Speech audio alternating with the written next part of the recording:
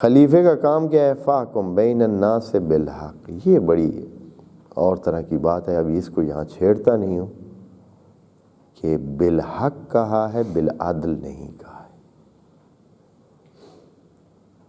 حالانکہ حکم عام طور پر ہم انسانوں کو یہ ہے کہ ہم کیا کریں؟ حکم کریں، قضاوت کریں بالعدل. اس جناب داؤد کو کہا جا رہا ہے بالحق، اور خدا کریم جو خود عدالت کرے گا وہ بھی کیا ہوگی؟ وہ بھی جو حکم کرے گا خدا کریم آخرت میں، ہمارا آخرت میں فیصلے بالحق ہونے ہیں، بالعدل نہیں ہونے.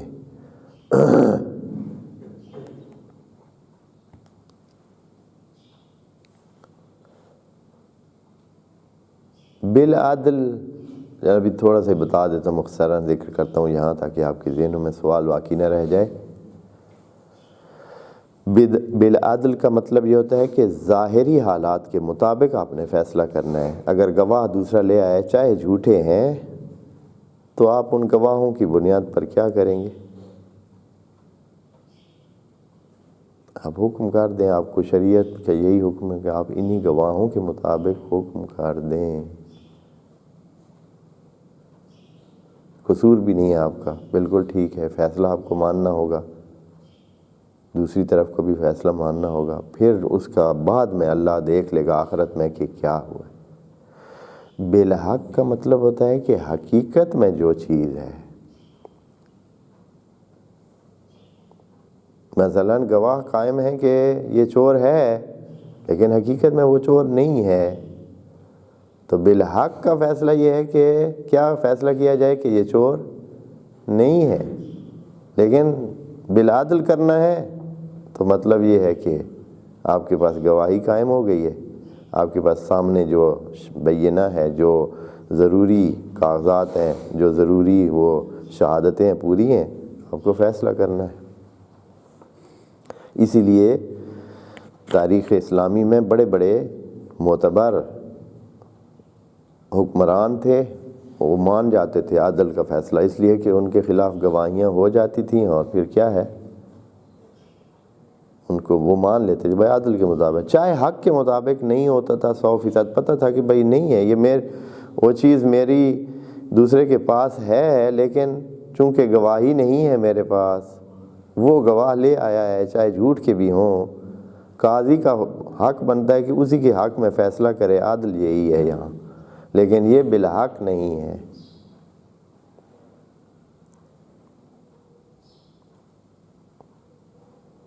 اور ایک مثال دیتا ہوں.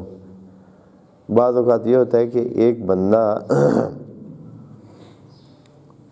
مثلا تقسیم ہے زمین کی، اس میں سے ایک بندے کے ہیں مثال کے طور پر تھوڑا سا حصہ زمین کا اس کا ہے ایک بڑی بلڈنگ میں، اور باقی 90% بلڈنگ کی دوسرے کی ہے، 10% ہے اس کی.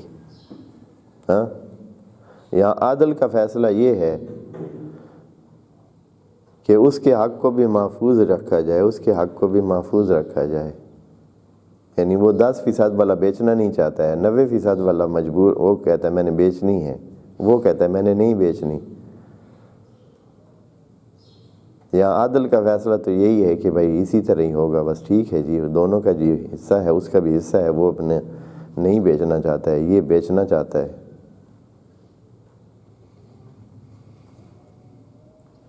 لیکن یہ حق کے خلاف ہے، اس لیے کہ حق اس 90% والے کا بھی حق مارا جا رہا ہے.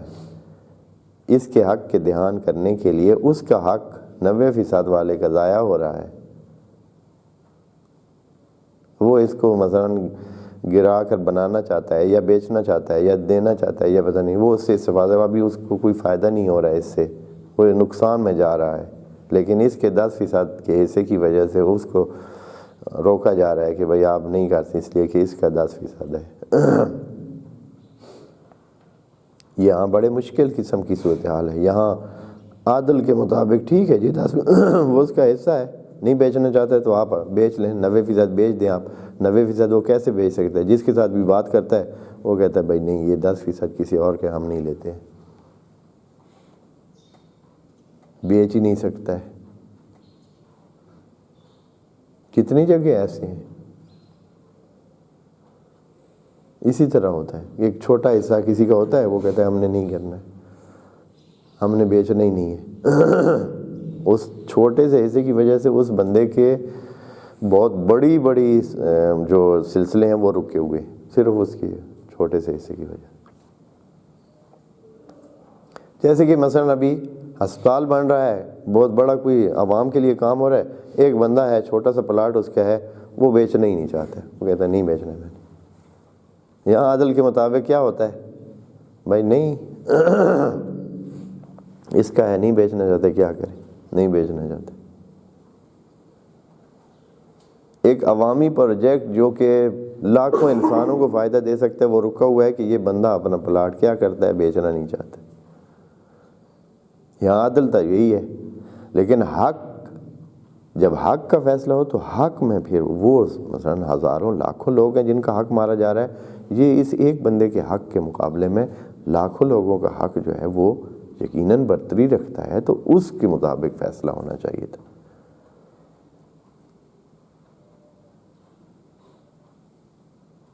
حق اور عدل کو احتمالاً انشاءاللہ آپ لوگ سمجھ گئے ہوں گے، اور بھی بہت مثالیں. بس حق ہمیں حکم عادل کا ہے. خدا کریم نے عام انسانوں کے مسائل حل کرنے کے لیے کیا طریقہ اپنایا ہے؟ عادل. اس لیے کہ حق نہیں کر سکتے کہ معلومات نہیں ہے. حق وہی کر سکتا ہے جس کے پاس ساری معلومات ہوں. حق صرف وہی کر سکتا ہے، اور یہ حق خدا کریم آخرت میں کرے گا. فیصلے بالحق ہوں گے. قرآن کی آیات میں ہے کہ اللہ کے فیصلے ادھر کیا ہوں گے؟ بالحق ہوں گے. وہاں یہ طریقہ کار جو ہمیں کہا گیا، ہمیں کیوں کہا گیا؟ اس لیے کہ ہماری معلومات نہیں ہے. ہم اگر اس کے سوا کریں تو نقصان ہوگا. ہمارے لیے ضروری ہے کہ ہم فیصلے بالعدل کریں. اعدلوا ہوا اقرب للتقوی، وہ تقوی کے قریب تر ہے. ہوا تقوی بھی تو کہہ سکتے تھے خدا کریم، لیکن ہوا تقوی نہیں کہا ہے. کیا کہا ہے؟ ہوا اقرب للتقوی.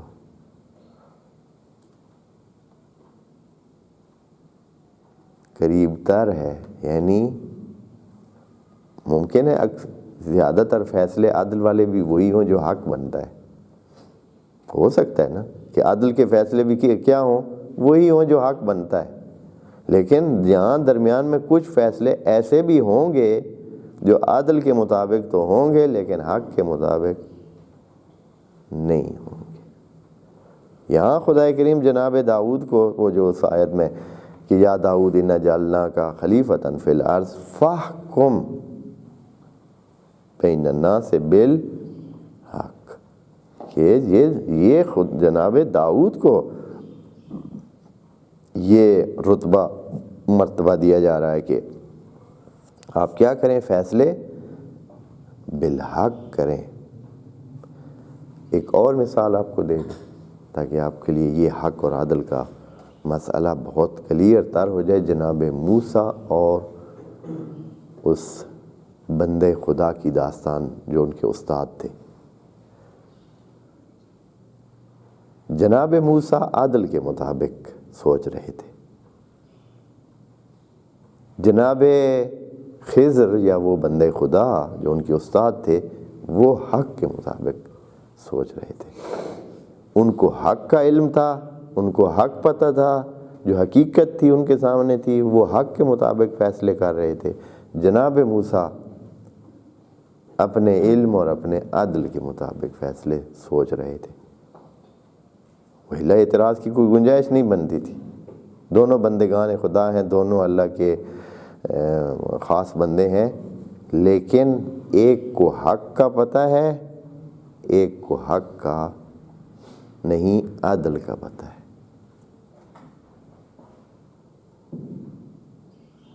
یہاں جناب داؤد کو اس آیت میں جو یا داؤد انا جعلناک خلیفۃ فی الارض فاحکم بین الناس بالحق،